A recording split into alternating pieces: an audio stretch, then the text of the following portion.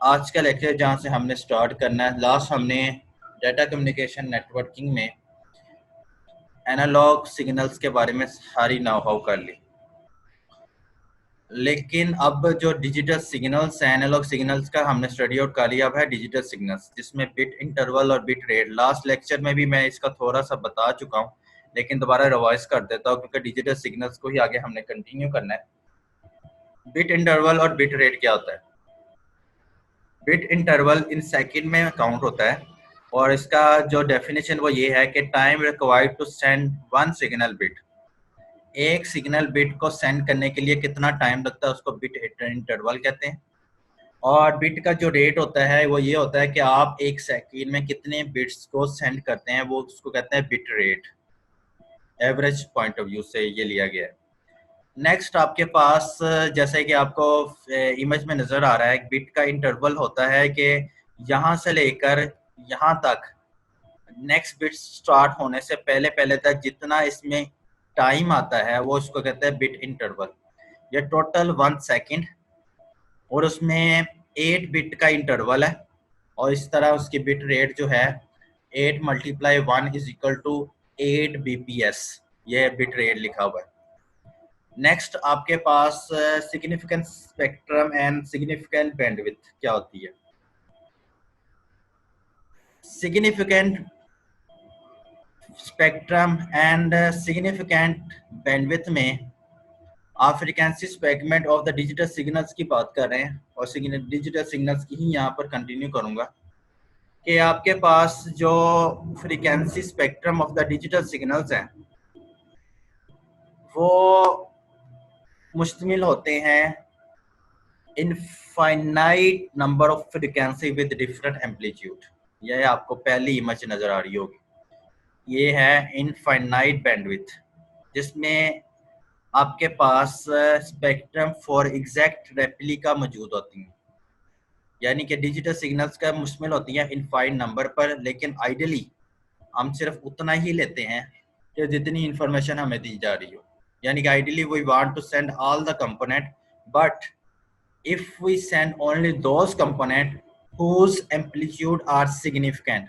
देखें यहाँ पर इन्फिनिट के हिसाब से जहां पर सिग्निफिकेंट फिगनेस है, सिग्निफिकेंट जो एम्पलीट्यूड हमें चाहिए था और जो हमें रिक्वायर्ड है, हमने सिर्फ उसका इस्तेमाल करें, बाकी को एक्सपेल आउट कर दें। तो ये है सिग्निफिकेंट स्पेक्ट्रम, जिसमें हम उस पार्ट को सिर्फ लेते हैं जो एम्पलीट्यूड हमारे लिए फायदेमंद है। We can still recreate the digital signals with reasonable accuracy of the receiver, जो कि डिजिटल सिग्नल्स के हिसाब से एक्यूरेट आपको आंसर दे, उसको दोबारा रिक्रिएट कर सकते हैं, स्टिल क्रिएट कर सकते हैं। इसलिए ये सिग्निफिकेंट स्पेक्ट्रम, ये सिग्निफिकेंट स्पेक्ट्रम है और बैंडविड्थ इसकी कैसे इस्तेमाल किया थी, और हर एक लाइन एक एनालॉग सिग्नल्स को रिप्रेजेंट कर रहा है। ये फ्रीक्वेंसी सिग्निफिकेंट है।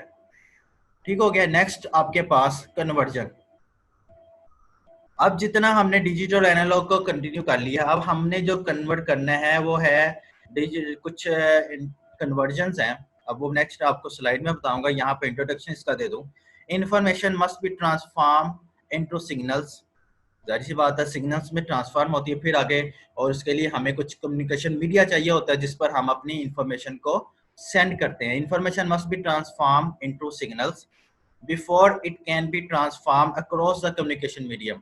एक तो इंफॉर्मेशन आपकी जानी है सिग्नल्स में, और उसके लिए आपको एक मीडिया चाहिए।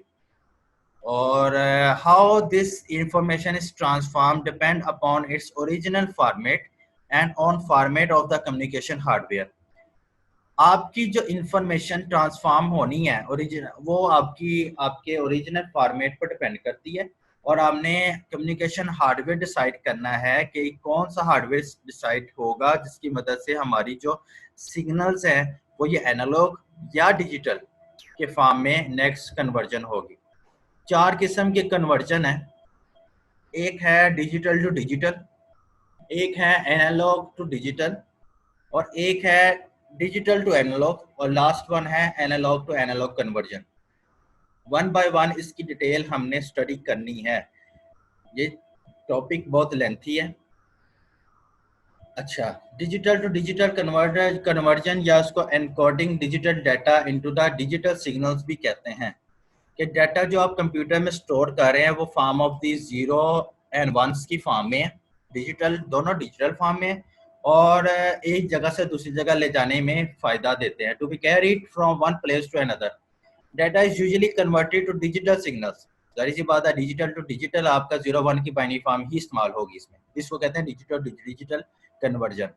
लेकिन एनालॉग टू डिजिटल कन्वर्जन में सेकंड में क्या है, sometimes we need to convert analog signals into the digital signals. For example, conversion of telephone conversation, telephone की जितनी भी कन्वर्सेशन है उसको digital signals for a number of different reasons such as the decrease the effect of noise, this is called analog to digital। आपने अपनी voice भेजी analogue में, telephone ने उसको कन्वर्ट कर दी डिजिटल सिग्नल्स में, ताकि इसकी बहुत सी रीज़न ये हैं। एक तो नॉइज़ की रीज़न है, नॉइज़ का इफेक्ट कम से कम हो जाए रास्ते में। तो इस तरह की जो कन्वर्सेशंस होती हैं उसको एनालॉग टू डिजिटल कन्वर्शन कहते हैं। डिटेल में हम इनकी टाइप से डिटेल में पढ़ेंगे, ये सिर्फ ना हाउ है। उसके बाद है डिजिटल टू एनालॉग कन्वर्जन क्या होती है। We might want to send a digital signal coming out of a computer, क्योंकि डिजिटल सिग्नल्स हैं और हमारा कंप्यूटर जो है मशीन लैंग्वेज 01 की फॉर्म में ही समझता है, वो भी डिजिटल है। तो through a medium design for analog signal, अगर आपके सिग्नल जो हैं डिजिटल से एनालॉग की तरफ आ रहे हैं, मिसाल के तौर पर उसको कहते हैं analog digital to analog conversion. For example, to send data from one place to another using a telephone line. ऊपर हमने बात की, जो हमने अपनी कन्वर्सेशन की उसको डिजिटल सिग्नल्स में कन्वर्ट किया, यहाँ पर बात हो रही है उसका उल्ट, क्या डिजिटल सिग्नल से एनालॉग की तरफ टेलीफोन लाइंस की तरफ वापस आई, यानी कि उसकी आवाज दोबारा मिलकर आपको एनालॉग में सुनाई दे। डिजिटल में उसने डाटा सेंड किया और उसको दोबारा टेलीफोन लाइंस में तो डिजिटल सिग्नल्स होते हैं और वो वापस जब आपके ईयर तक पहुंचते हैं तो वो एनालॉग में कन्वर्ट हो जाते हैं। इसको कहते हैं डिजिटल टू एनालॉग कन्वर्जन, उसको मॉड्यूलेटिंग डिजिटल सिग्नल्स भी कहते हैं। लास्ट वन है एनालॉग टू एनालॉग। बास का एनालॉग सिग्नल्स हमें सेंड करना होता है लॉन्ग डिस्टेंस कवर करने के लिए और वहां पर हम यूज करते हैं एनालॉग मीडिया। फॉर एग्जांपल, हमारा जो वॉइस है या म्यूजिक है रेडियो से जो आ रही होती है, रेडियो स्टेशन से, वो एनालॉग सिग्नल्स होते हैं और उसको ट्रांसमिटेड किया जाता है एयर में, एयर के जरिए ट्रांसमिटेड किया जाता है। जाहिर सी बात है, आप स्टेशंस बने हैं, एंटीनास बने हैं, उसके जरिए ट्रांसमिट किया जाता है। However, the frequency of the voice or music is not suitable for the kind of transaction. TX means transaction.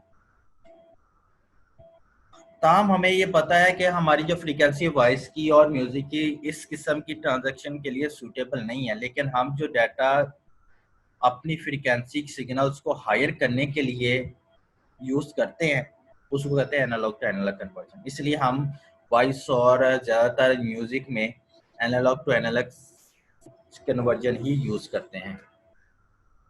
अच्छा, वन बाय वन इसका डिस्कस है। पहला कन्वर्जन मेथड्स में digital to digital conversion, analog to digital conversion, digital to analog conversion और analog to digital digital conversion, sorry analog to analog conversion.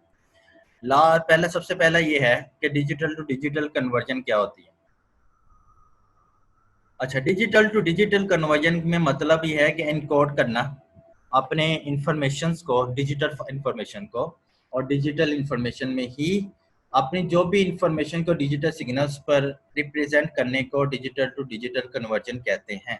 For example, जब आप data computer से printer की तरफ ट्रांसमिट करना चाह रहे हैं, अब ये दोनों डिजिटल है, कंप्यूटर भी और प्रिंटर भी, तो बहुत ओरिजिनल है और transmitted data have to be digital, वो आपका डाटा भी डिजिटल में कन्वर्ट हो रहा है जैसे कि आपके पास यहाँ पर मौजूद है।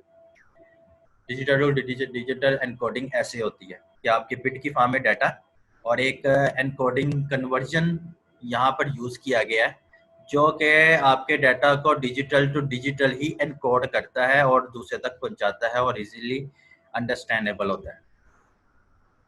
अच्छा, डिजिटल टू डिजिटल एनकोडिंग की कुछ टाइप्स हैं। एक को कहते हैं यूनिपोलर और एक को कहते हैं पोलर। और थर्ड को बोलते हैं बाइपोलर। वन बाय वन इसका डिस्कस करते हैं। यूनिपोलर में एनकोडिंग कैसे होती है, सिंपल होती है और प्रिमिटिव होती है, बहुत सादा होती है। ऑलमोस्ट आज इसकी जो एनकोडिंग है खत्म हो चुकी है, ऑब्सलीट हो चुकी है, खत्म हो चुकी है। लेकिन हम सिर्फ स्टडी पॉइंट ऑफ व्यू से स्टडी कर रहे हैं कि इसका इसमें क्या कॉन्सेप्ट था और क्या इसमें प्रॉब्लम इन्वॉल्व थी जो कि इसको बहुत ज़्यादा कम्प्लेक्स बना रही थी। इसमें जो डाटा आप एनकोड करते हैं उसमें वन रिप्रेजेंट करता है पॉजिटिव को, वोल्टेज को। ऑलवेज जब भी डाटा सेंड किया जाएगा वन की फॉर्म में तो वो अपने आप को रिप्रेजेंट करेगा वन। जब जीरो आएगा तो उसका वोल्टेज होगा जीरो, नीचे वाली साइड पर नहीं आएगा। इसमें यूनिपोलर में सिर्फ दो किस्म की ही डाटा यूज होता है, या तो वो वन होगा पॉजिटिव में या वो जीरो होगा। ये वाला डाटा यहाँ पर जितना भी आएगा यहाँ पर पॉजिटिव वोल्टेज होगा। और सेकंड पर यूनिपोलर में सिर्फ एक सतह पर इस्तेमाल हो रहा है इसलिए इसको यूनिपोलर कह रहे हैं। और अगर जहाँ पर डाटा ना हुआ जीरो आए तो वहां पर ये जीरो इसकी वोल्टेज होगी। I hope you understand. Zero था, उसने हॉरिजॉन्टल टच किया, वन आया, उसने उसको मूव किया, फिर जीरो आया, फिर वन आया। ये जो लाइंस है ये बिट को रिप्रेजेंट कर रही हैं कि एक बिट का फासला इतना है, ठीक है। और देखिए वन वन वन तो ट्रिपल वन के तौर पर उसने पॉजिटिव वोल्टेज दिखाया। जैसे ही जीरो हुआ उसने नेगेटिव, उसने ऑन हॉरिजॉन्टल प्लेस पर आकर उसने वोल्टेज जीरो दिखाया। ये था यूनिपोलर एनकोडिंग। जितने रिपीटेड जीरो मिलेंगे ये अपने सिस्टम को आइडल कर देगा, बेकार कर देगा, यानी कि जीरो पर प्लेस कर देगा जितने इसको जीरो मिलते जाएंगे।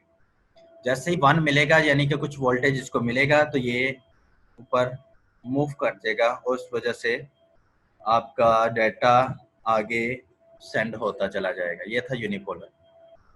इसके कुछ प्रोस्पेक्ट्स और कॉन्सिक्वेंस के हिसाब से यूनिपोलर इसको बेनिफिट्स और डिसएडवांटेजेस भी कहते हैं, कि जिसमें अगर इसके प्रोस्पेक्ट्स के हिसाब से देखा जाए कि ये स्ट्रेट फॉरवर्ड और सिंपल है और इनएक्सपेंसिव है एक चीज़। और अगर इसके उल्ट देखा जाए कि ये डीसी कंपोनेंट है और इसमें सिंक्रोनाइजेशन होती है। सिंक्रोनाइजेशन की एग्जांपल करते हैं कि अगर आपका बिट रेट में 1000 बिट पर सेकंड आपको डाटा दिया गया है और अगर आपने 1 बिट में डाटा फॉर्मेशन करनी है तो 1000 को 1 पर डिवाइडेड बाय 1000 करेंगे तो आपको एक बिट में एक सेकंड के मुताबिक आपका रिजल्ट आ जाएगा। सिंक्रोनाइजेशन होता है कि एक ही वक्त में सारे डाटा को ऑन प्लेस पर रिप्रेजेंट कर देना सिंक्रोनाइजेशन कहलाता है। एसिंक्रोनाइज और सिंक्रोनाइजेशन इस टॉपिक के बाद हम उसकी भी डिटेल स्टडी करेंगे, वहाँ पर डिटेल आपको समझाऊंगा। पॉजिटिव वोल्टेज ऑफ 0.005 सेकेंड, इसका मतलब ये है कि आपके पास 5 वंस होंगे, यानी कि ये 5 का मतलब है 5 वंस। बाज़ का ये स्ट्रेच हो जाता है और उसमें अगर एक का इजाफा हो जाए, जैसे 0.5 से 0.005 से 0.006 हो जाए तो जो एक्स्ट्रा बिट है वो रिसीवर रेड कर लेता है, तो इस किस्म की थोड़ी सी प्रॉब्लम क्रिएट आ जाती थी। ये बात हो रहा है यूनिपोलर में। अब है polar encoding. Polar encoding use करता है दो किस्म के वोल्टेज को, एक है पॉजिटिव और एक है नेगेटिव।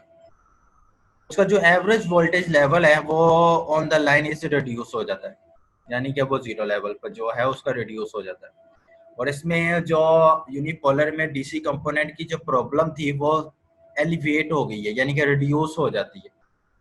यहाँ पर क्योंकि नेक्स्ट स्टेप जब भी आता है तो पिछले को मद्देनजर रख के काम शुरू करता है, तो उसमें ये किस्म की चेंजेस आती है। पोलर एनकोडिंग हो गया। पोलर एनकोडिंग की आगे फर्दर टाइप्स हैं।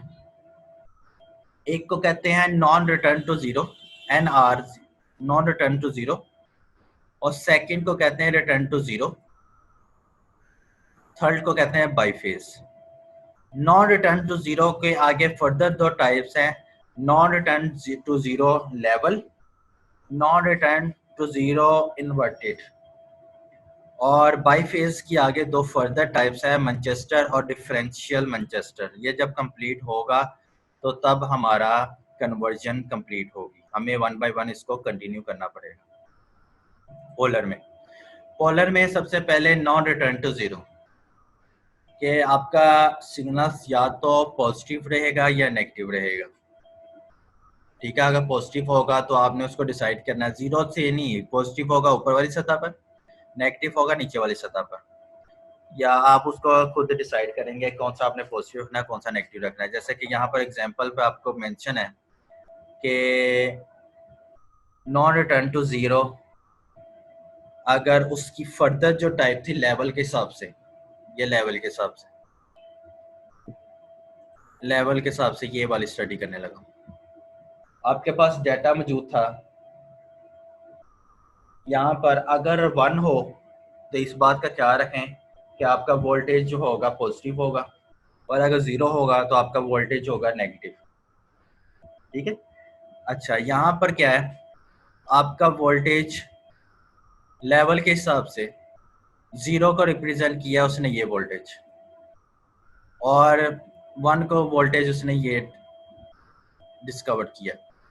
जैसे ही 0 आया उसने अपनी बिट को रिप्रेजेंट किया, उसके बाद 1 आया वो नीचे चला गया, फिर इसके बाद 0 आया वो ऊपर मूव कर गया, और फिर 0 आया तो उसने फिर मूव किया, उसके बाद उसी अपनी सतह पर आया, 1 आया तो आपने चेंज की, और 1 जितने भी आए उसने कंसेक्यूटिव उसी को कंटिन्यू रखा, फिर उसके बाद 0 आया उसने अपनी बिट को चेंज कर लिया। ये था non return to zero in the case of positive negative.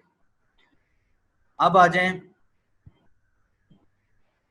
इसका नेक्स्ट आपके पास क्राइटेरिया है इन्वर्टेड का। इन्वर्टेड में, जिसको इन्वर्ट कहते हैं, उसमें आपके पास जो डाटा ये हम यूज करेंगे, जो आपके पास ऑलरेडी बिट मौजूद है उसको ही हमने लेवल के तौर पर ली थी, और इसी को हमने इन्वर्टेड के तौर पर भी लेनी है।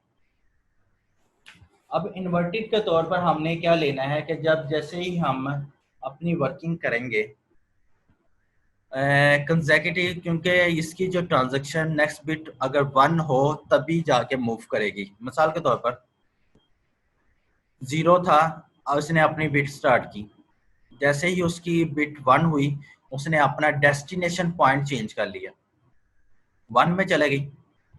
तो यहाँ पर आप एक चीज मेंशन कर रहे हैं कि 0 आया फिर भी वो नीचे है, फिर 0 आया फिर भी वो नीचे है। यहाँ पर एक बात आपने नोट रखनी है इन्वर्टर में, कि जब तक उसका वोल्टेज 1 नहीं होगा तब तक उसकी जो डायरेक्शन है वो चेंज नहीं होगी। बात समझ लगी?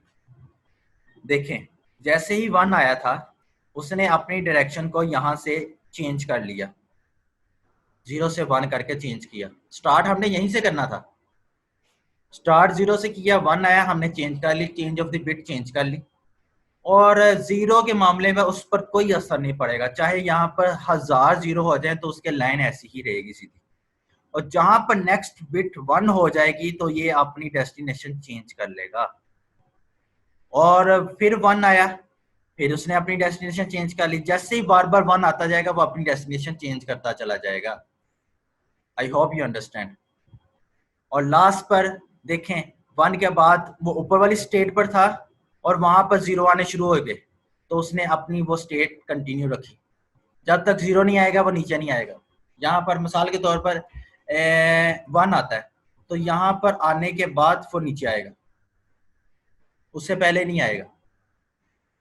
तो मेरा कहने का मकसद ये है, इन्वर्ट में इन्वर्ट तब भी होगा जब उसके वोल्टेज 0 से 1 होगा, और जिस स्टेट पर लास्ट वो पड़ा होगा वहां से उसकी मूवमेंट होगी बस। ये था इन्वर्ट का। Return to zero, return to zero में ये कहते हैं कि सिंक्रोनाइजेशन होती हैं, इसमें 3 किस्म की वोल्टेज आती है। इसमें हम 3 किस्म की वोल्टेज लेते हैं। एक लेते हैं हम पॉजिटिव, एक लेते हैं हम नेगेटिव, और एक लेते हैं 0 वोल्टेज। ये है 1 पॉजिटिव, ये है 0 और ये है नेगेटिव। तीन किस्म की जो वोल्टेज इसमें कंटिन्यू की जाती है उसको कहते हैं रिटर्न टू जीरो। यानी कि जब जब उसकी वोल्टेज जीरो आएगी तो वो वापस अपनी जीरो स्टेज पर आता जाएगा। आई होप कि आपको पता लगा है कि रिटर्न टू जीरो का क्या कह रहा है। स्टार्ट इसका करना है यहाँ से, जीरो से, नेगेटिव स्टेट से, और हाफ ऑफ द बिट उसने अपनी जब उसने कंप्लीट करना है, यहाँ से स्टार्ट हुई तो जीरो था तो उसने जीरो स्टेट पर आ गया। बात समझ लगी? यहाँ पर एक फर्क है कि बिट यहाँ से लेकर यहाँ तक एक बिट है। यहाँ पर इसने जो अपना डायरेक्शन चेंज करनी है वो हाफ में से ही चेंज कर देनी। स्टार्ट यहाँ से की नेगेटिव से, स्टार्ट आपने नेगेटिव से ही करना है। करने के बाद उसको जीरो मिला तो वो जीरो स्टेट पर आ गई। इसको रिमूव करके दोबारा करवाता हूँ आपको। स्टार्ट आपने यहाँ से लिया, उसको जीरो मिला, उसने हाफ ऑफ द बिट में आगे जीरो कर दी। जैसे उसको वन मिला उसने हाफ ऑफ द बिट, ये बिट हाफ को बोल रहा हूँ, यहाँ से लेकर यहाँ तक एक बिट है, उसके हाफ से उसने अपनी डेस्टिनेशन चेंज कर ली। तो वन के बाद उसने अपने जीरो पर दोबारा वापस रिटर्न टू जीरो यानी कि वापस आ गया। फिर जीरो था तो उसने अपनी डेस्टिनेशन चेंज कर ली हाफ बिट में, फिर वो जीरो पर आ गया। फिर जीरो है, उसने अपनी डेस्टिनेशन चेंज की, फिर जीरो पर आ गया। उसके बाद वन है तो वो मूव किया ऊपर की तरफ। जब भी वन आएगा तो ऊपर की तरफ मूव करेगा, बात याद रखिएगा। उसके बाद फिर वन आया, हाफ बिट के बाद उसने फिर मूव किया, फिर यानी कि जीरो पर वापस उसने आना ही आना है। फिर उसके बाद उसने वन की तरफ जाना है। फिर उसके बाद उसने डेस्टिनेशन वन आई तो हाफ बिट के बाद वो फिर वन पर डेस्टिनेशन फिर जीरो पर आ गया।